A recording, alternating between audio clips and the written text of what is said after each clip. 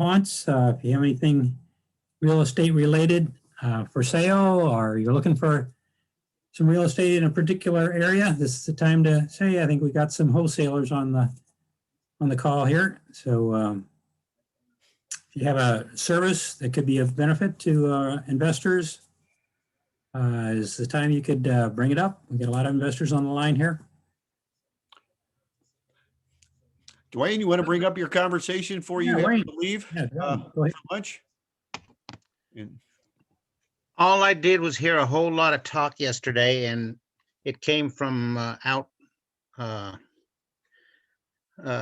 little bit west of here in St. Charles. But what I was told is that the agents now have to pay to show a property, and Zillow's making them do open houses in the middle of the week and at inconvenient hours. And it's like they are trying to run the entire organization, and yet they're not licensed people, as far as I know. And they just said it's getting to be a real mess, and they're talking about it in their staff meetings. And since I don't attend any of those, I thought maybe we'd have some agents in here that could shed some light on that. Yeah, I saw Alex made a comment in the chat about it. You want to unmute yourself, Alex, and tell us a little more about what you heard on this topic?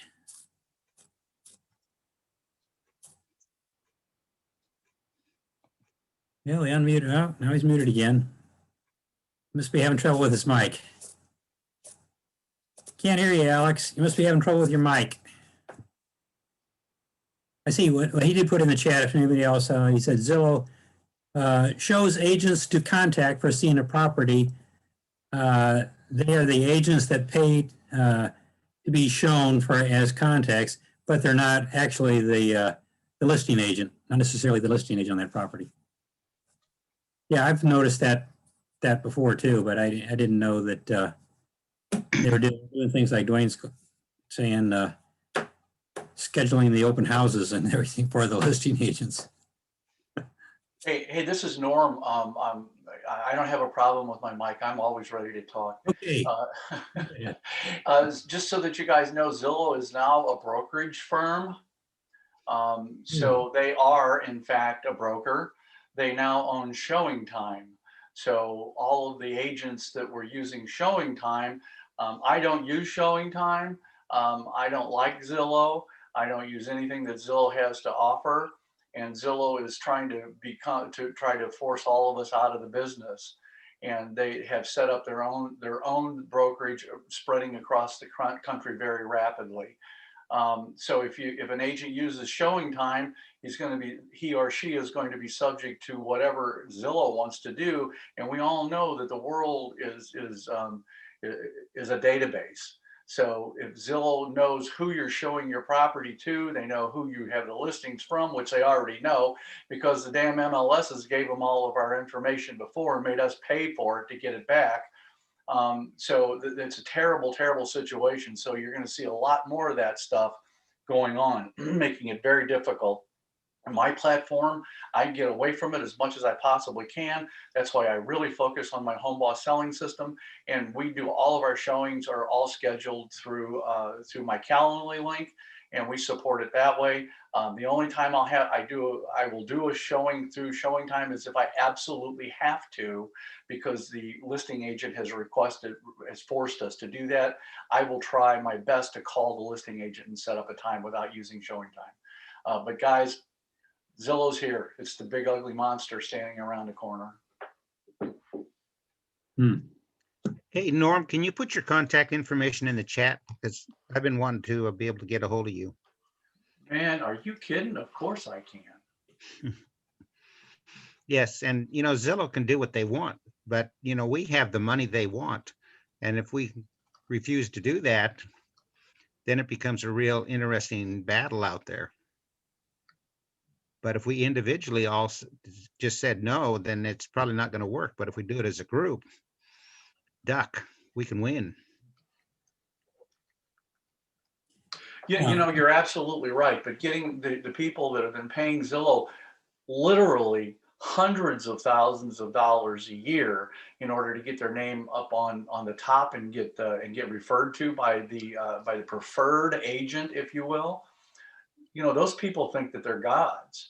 And Yes. I don't do business that way. Never have, never will do business that way, because I don't want somebody else. That's the reason I'm an independent contractor, is because I don't want to follow any of these damn rules. Sorry for my French, I apologize, but that's just not the way. I won't do it. But you're absolutely right, Dwayne. If we don't pay them, then that's great.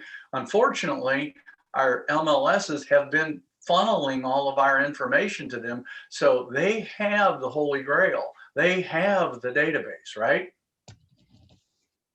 And if you had that many names and telephone numbers and email addresses and property, and I mean, they were getting all of our MLS information before they were ever a broker, and they promised us for years and years and years and years and years that they would never become a broker.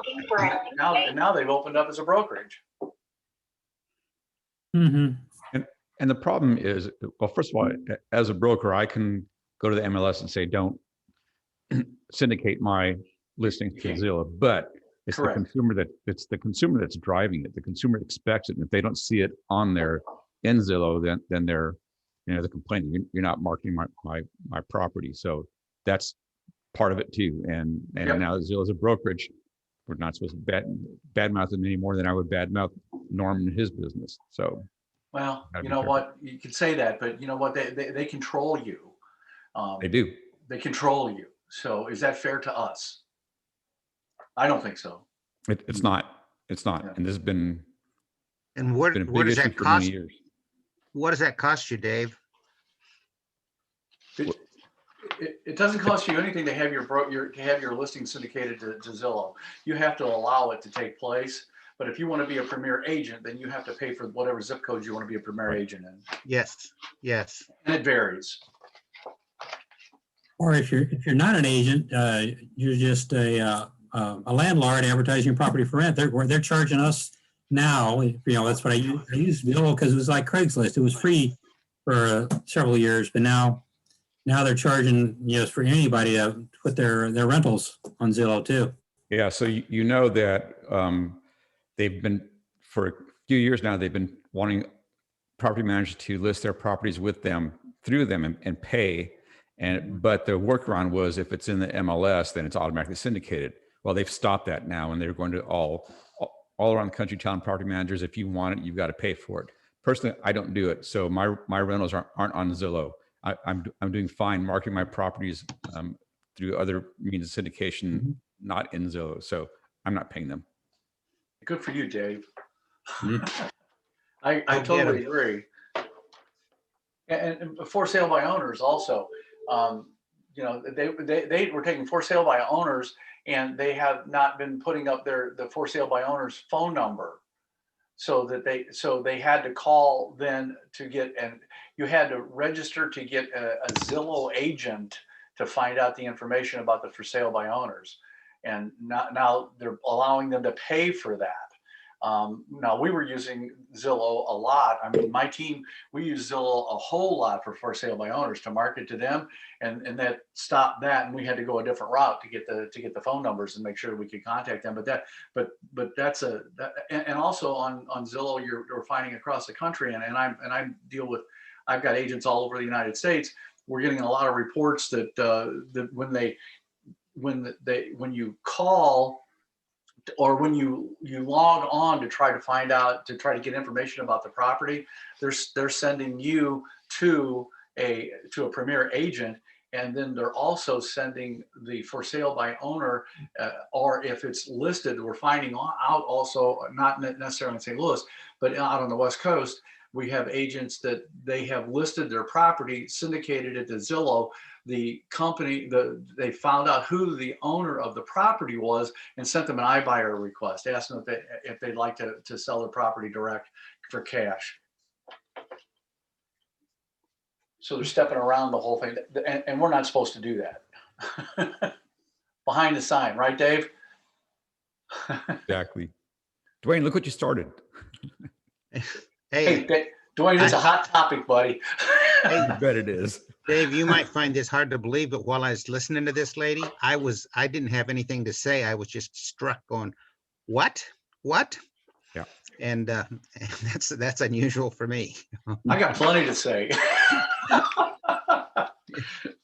Well, when you're blindsided, Norman, the first time it's go, I know, wow. exactly. That's right. Yeah. Yeah, so like Zillow is definitely up in their game now.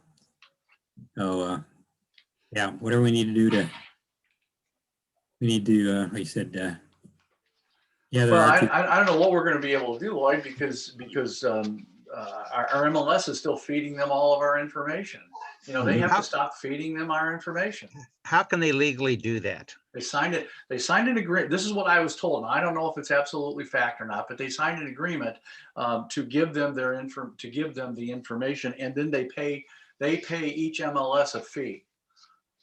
And we can do that also, but the fee's too high, right? I mean, you know, we can't do that as individuals or small brokers. So I don't know how they're going to stop it. I really don't.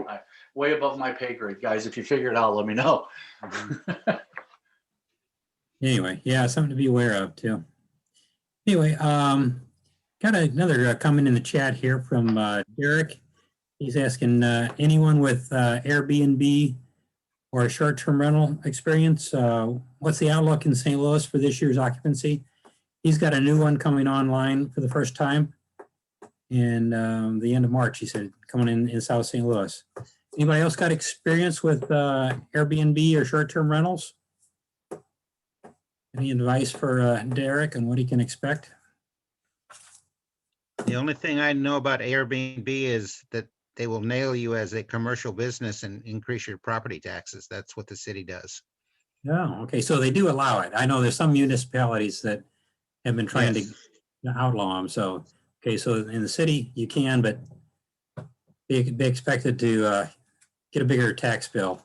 Yes, and I ran into one of their inspectors in one of my neighborhoods, and I just struck up a conversation, and he said, well, you know, when I don't have anything to do for the city, I go out and check Airbnbs and see if anything's out there, and I report them. And I thought, well, you know, you're a city employee. We pay you, and you're out here cutting our throat. Something I don't understand here. He's a city employee. He's working up more business for the city. That way Yeah, he can get his boss up for a raise next time. He say, look at all the revenue I generated for you. yes, but as soon as you get out of the Airbnb, they got to take it back down. So Anyway, I don't Oh. have any Airbnb experience personally in St. Louis, but there's a gentleman you could find on Facebook. He has several units, Jason Lee Cavoli, and that's Jason Licavoli. And he's a super duper duper friendly guy. If you can find him and reach out to him, he could probably give you some sort of outlook as to what his business is looking like. okay. Hopefully you heard that. Let's see, it was Derek. Derek was asking that. So you can get on Facebook and find Jason. He might be able to help you out. Let's see, I see John Lofton's got a Lee May wholesale deal, 138 West Arley. Yeah, it's a 2-bedroom, 1 bath in Lee May. Tenant who's vacating soon. The property doesn't need much work other than a clean out and some paint and minor repairs. Okay, you got some contact information? I mean, my son is looking for a place in Lee May is one of the areas he's looking. Yeah, sure. Sorry, I should have put a name and number in there. I'll add it right now. Okay, thank you. Anyway, yeah, Derek says thanks, Dwayne. So he knows what's going up with it when his taxes go up. yep. Let's see, Amber Gray has used Furniture Finder for a short time. And it was great. Okay, Furniture Finder, okay.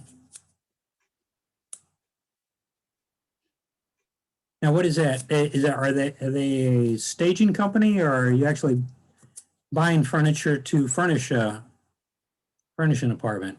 No. It's back to the Airbnb conversation. Oh, okay. Furnish Finder. Yeah, Okay. Furnish Finder is a different company. They say it's for traveling nurses, but I had even college students contact me, but I agree with the, I don't remember the lady's name who commented after me, but I stayed booked. I mean, once my unit was vacant, I mean, people constantly are trying to book it. So it was a great resource as well.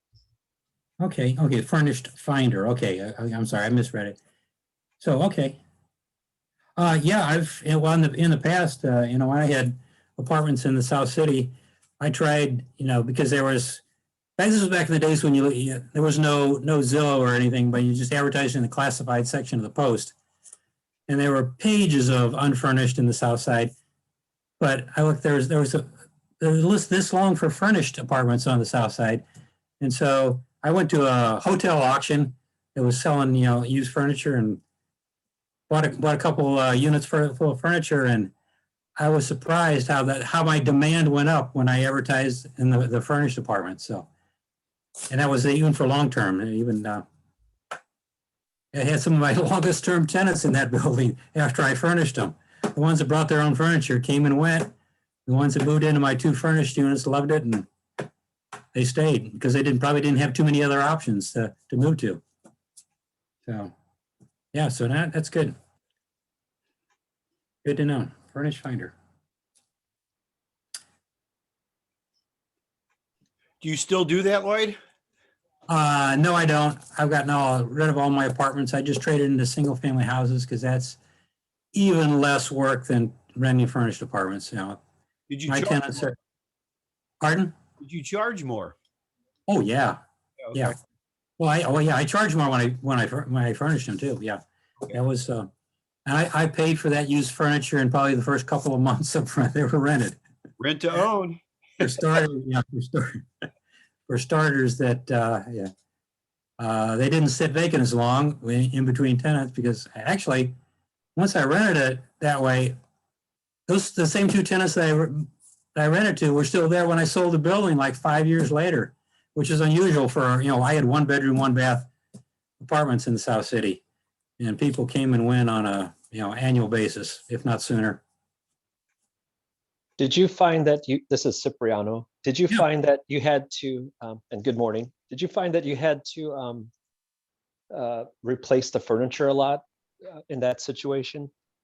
I didn't. No, like I said, once I furnished 2. It was in a 4 family, and it's kind of the situation was it's one of those 4 families where the entry was in the rear. You had to walk around the back of the building, and then up the porch, and there was a set of stairs coming in from the back. So it's kind of a odd situation anyway. So those were the upstairs apartments were harder to rent. So those were the 2 that I furnished, and like I said, no, they actually, the people that came took very good care. I had a Chinese doctor that worked at St. Louis University Medical School that came in and rented, and he went back to China like for a month or 2 a year. He asked me to look after take a closer look at the apartment afterwards. They took very good care there. It was an older couple, and the other one was a single guy, and he was hardly ever around too. So yeah, it was I never replaced the furniture. It was there for like 5 years. When I sold the building, I sold it with the furniture included. That's when I did some 1031 exchange into a single family house. So no, I had a very good experience with the furnished apartments. Anybody else had any when you keep for short term? Yeah, I'm not sure. Yeah, short term rentals, you might have a little more turnover with furniture, as if they're just coming and going on an Airbnb basis. It might have a little more wear, and so especially if you're trying to get top dollar at Airbnb, you're probably going to have to refresh and remodel a little more often. Okay. Hi, Anybody else? Lloyd. This is Reggie. I got a quick question for you on that furnishing piece on your apartments. Mhm. Can you tell me about how did you ask for any additional amount above that, and what level or what types level of furniture or quality of furniture you put in there? And mine, I just went to a hotel auction. I'm not sure if any of the hotels are doing it anymore. It was where I forget what the name of it was. At the time, it was the big Renaissance Hotel up by the airport, and they were they subcontracted out to a firm to renovate it, and they hired an auctioneer, and they did like they were renovating 2 floors at a time. They would shut down 2 floors. The first thing they did was clear all the furniture out, and they hired an auctioneer to sell all the furniture, and we had to haul it down through the freight elevator. I'm not sure if hotels do that anymore. Anybody know about that? It was a good source. I know there are some places I thought I've seen advertised that have used furniture and that pick up that buy whole lots of stuff from the hotels when they renovate. But the high-end hotels, they have to renovate every I don't know how often. 3 or 4 years probably. They have to do updating, put some fresh paint, wallpaper, remodel the color, update the colors and everything. So the furniture was very lightly used. And I did I don't remember right now. I upped it at least 10 or 20% on the rent for being furnished, and I didn't have any trouble renting those units at all.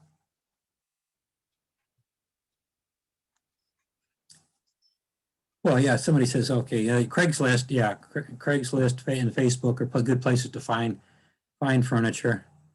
And there's yeah, if you even look in the free stuff, I sold furniture just here. We had extra furniture around our house. Rather than I was trying to give them away to the St. Vincent's thrift store, and found out this year during the pandemic they're not taking any furniture.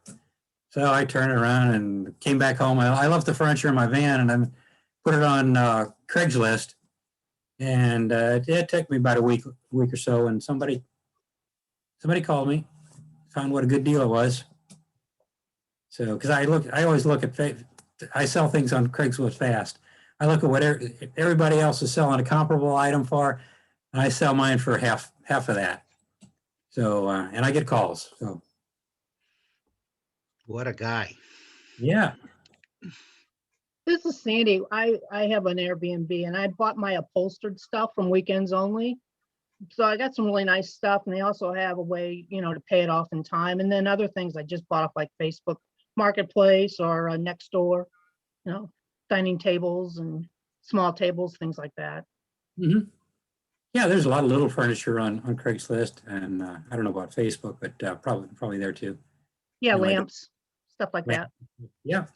Sandy, you still work in South City? Yeah. Okay.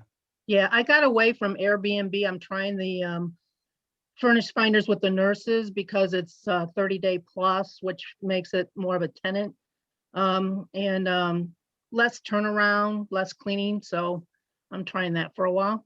So it's working out really well. Good. Glad to hear that. Okay. Yeah. Like I said, I had good luck. I thought it was going to be short-term rentals. As it turned out, they were some of my longest-term tenants once I finished this. So, anybody else got anything you want to talk about today? Well, thanks for the discussion. I got to go to lunch. Okay. Glad to have you, Dwayne. As always. Take care, you guys. See you next week. Okay. Thanks for sticking around, Dwayne. Great conversation. Pardon? Thanks for sticking around. It's great subject to bring up. Great conversation. You're welcome. Yeah, you brought up the subject about Zillow. And that got everybody going. Hey, we all need to know what's happening. Oh, yeah. Yep, that's why we're here. Keep our finger on the pulse. Okay. Anybody else got anything? I've got something. I've got some like vacant land for sale in North County. I know that will be a special type of buyer. The acreage, the one is only like 3 acres, and then it's got like 13 acres, and then like 30 plus acres. But if anybody knows of any developers, I mean, these are good spots for like townhouses or even like apartments, or maybe, small like neighborhoods even. If anybody has any contacts with serious developers that like North County, I'd love to get their information. Again, I know it's sort of a long shot though, but it's worth asking about. Okay. Yeah, since y'all looking for land, since you, I put you to look for land a couple weeks ago, and she found a potential seller of some land. He still hasn't called me back yet, so I'm still waiting to hear back from him, Laura. But Yeah, he, as I told you, he's out of town too, for sure. Mhm. And then there was a gentleman on when I was on last 2 weeks ago, like a Henry L. somebody. I don't know if he's on today, but I sent him a deal too. And we Oh, didn't come together on it, but I don't think that one's dead yet. So anyway, the point is this: when folks are on this call and they say they want something, I usually bring them at least something to look at. And Lloyd, you can attest to that. yes, she did. She did. I told her I was looking for a small lot and build an RV garage, and she came up with one for me. I said he's been busy, the seller's been busy, and I've been busy, and we haven't touched base with each other yet, but we're gonna get there. I did drive by the property, and still a possibility. Yeah, good deal. Good deal. Definitely within the area I'm looking to Yeah. buy something. So appreciate And it. then, yeah, I'm just, here to help anybody. I love to help people. I love to help people make money while I make money. So if anybody ever wants to talk to someone who's got a lot of wholesale experience and finding deals, that's me. And my number is 636-587-0363. I don't see the chat on my phone. Let's see. What's your area code there? Oh, there it is. I'm putting it in now. 636 Okay. 587-0363. That's me, Laura. Thank you, Laura. Yeah, it's in the chat now. I was on the road and driving. When it comes to finding you something, so I would say if you have anything you're looking for, jot this number down right now and use it. Yep. I also Laura? love to help people, get rid of things. I've got a huge network of buyers, and I know how to find people out of the woodwork. I really, really do. This is what I do all day, every day. I take 4 days off a month, actually more like 5, 2.5 days every other weekend. Other than that, I'm pretty much working. So unless I'm at the gym. So I just have a passion for helping people and finding deals, or helping people get rid of deals that are sort of a pain in their side. So feel free to reach out to me anytime. Yes, she does a great job at it. Thank you, you. Laura. And I'd say it's more like you take off 5 days a year would be my experience, because you're working it late at night, early in the morning. And that's just, I know you're a very caring person. I appreciate you, John. Thank you. Appreciate it. Okay, yeah, she's got her number in the chat now. Also in the chat, see Stacy was putting out there that Central States Liquidation Hotel Furniture Outlet. There it is. Those are the folks that are buying the hotel furniture, I guess now. Central States Liquidation. They're at 5401 Collinsville Road, Fairmont City, Illinois. 62201. Central States Liquidation Hotel Furniture Outlet. Okay. So next time I want to furnish. I do have a condo now. I did downsized into one of my houses into a condo. So that might be something I'll consider furnishing that. But right now I got a good tenant in there, so not looking to do that. Okay. Anybody else got anything?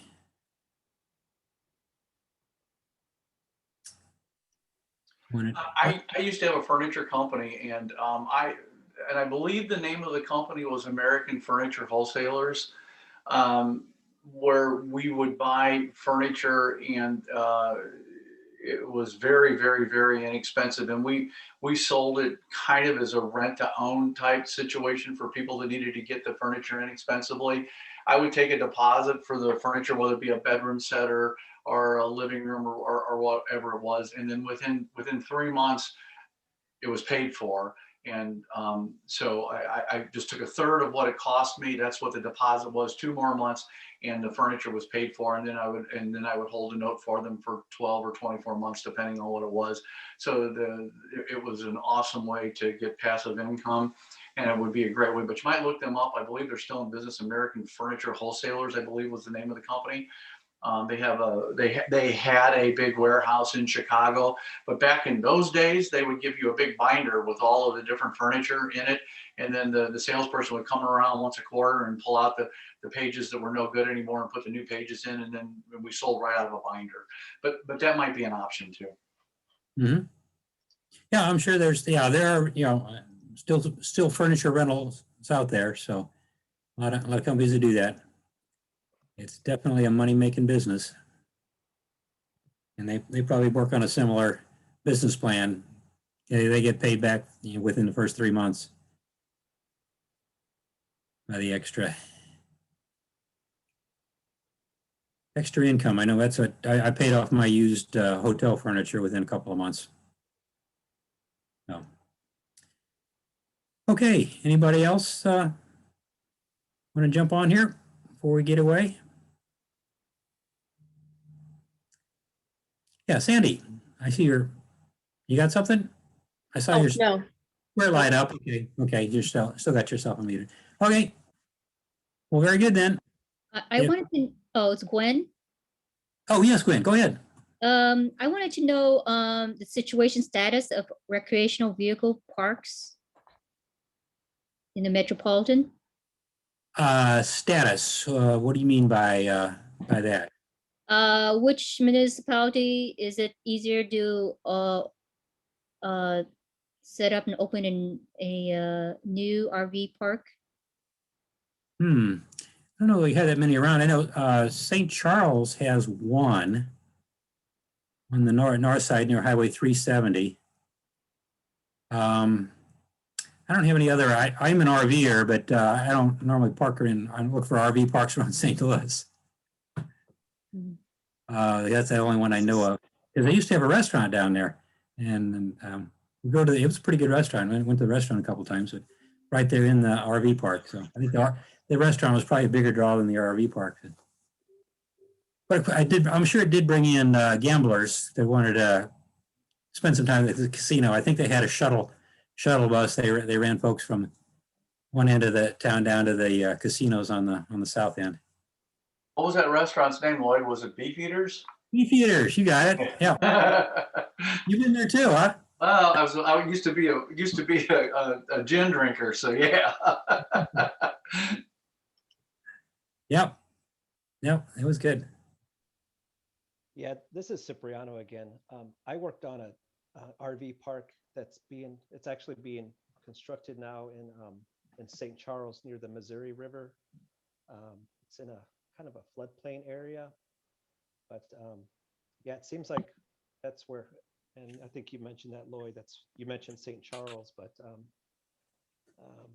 a large RV park will be built up there with a boat dock. Okay, so there's one. Well, there's the city of St. Peter's has one. Yeah, I forgot to mention that one. But there's a new one going in. Yeah, we wrapped up drawings for that project last year, and I'm trying to pull up the address. One second. Okay, yeah, I'm curious.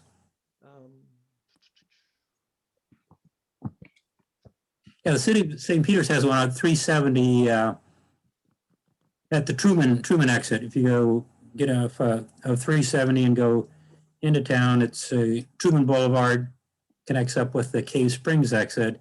And if you go to the right or north there, it goes up over the levee, and they got a big lake there on the other far side of the levee with an RV park around it. I was out there a few weeks ago bird watching. They had some huge flocks of geese that were passing through, heading back north again, I guess. That's St. Peter's. Yeah. But anyway, yeah, St. Charles County is probably the better place. And usually along the interstates, that's where people they're passing through or looking for something close. When I'm on a road looking, if I just want to, looking for one place overnight, okay, who's close to the highway? I can just get off the ramp, spend the night, and then get back on the road again. But there are things, around St. Louis here, people when they haven't seen St. Louis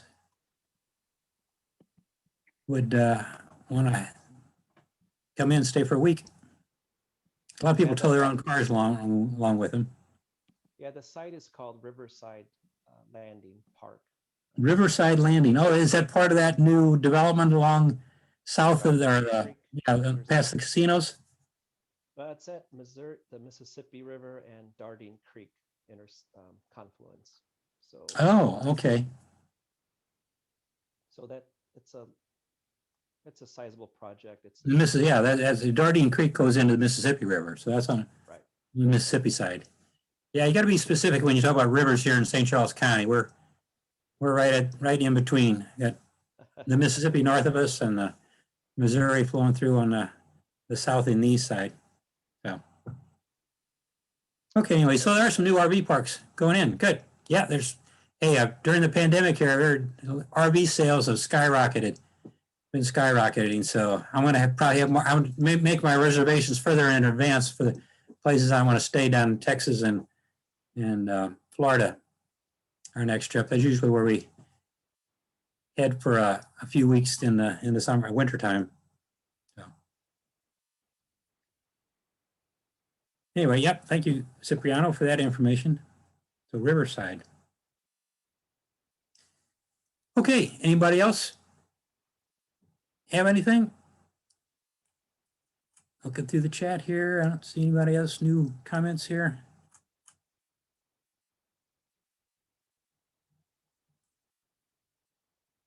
Yeah, the Sundermeyer RV Park is the one on the north side here of St. Charles.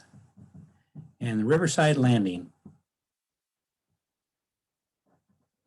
is the one on the north side. Yeah, maybe talk with Cipriano. He put his contact information. Oh, and Bruce threw in another furniture, American Furniture Wholesalers. Oh, there we go. From Bruce, there it is. He found it. American Furniture Wholesalers. That's one Norm was talking about.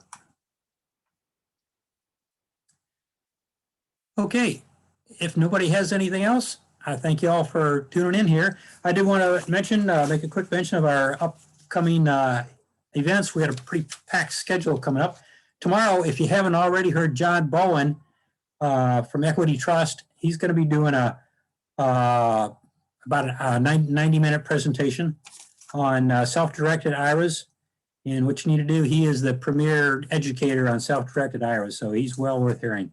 Tomorrow at 9, doing a Zoom video. You can register for that either on our website, STLREIA.com, or go to our meetup. Our meetup, we got a link there on Meetup also. On Google Meetup, STLREIA. And then next Tuesday is our third Tuesday coming up already. We've got Dan Bryant. He's going to be talking on trust. If you haven't heard Dan, he is our premier educator on the subject of trust, land trust in particular, but he uses trust for all kinds of things other than just do real estate deals. You can, I think he has his cars and furniture and everything in trust. So got a great educator on trust, going to be with us next Tuesday. And then following up on that same call on Tuesday is Rob Fishbein from JM Real Estate Capital. He's going to be giving us an update on the capital market. We haven't heard from him for a while, so last time with all this new stimulus money coming out, he might have some foresight of what's happening on the capital market, whether we should be refinancing now or paying off debt, or what's a good strategy for doing our financing now. He'll be giving us an update there. So hope you tune in for that. That's at 7 o'clock on Tuesday. Join us for that. The links are both on our website and on Meetup. And if you're on our email list, you should be getting an email on both of those. Actually, the email for this Saturday one was on the same email for today's reminder. So we get more emails here over the weekend on next Tuesday. So hope you see you then. Take care. We'll see you in the marketplace. Thanks for tuning in. Bye all.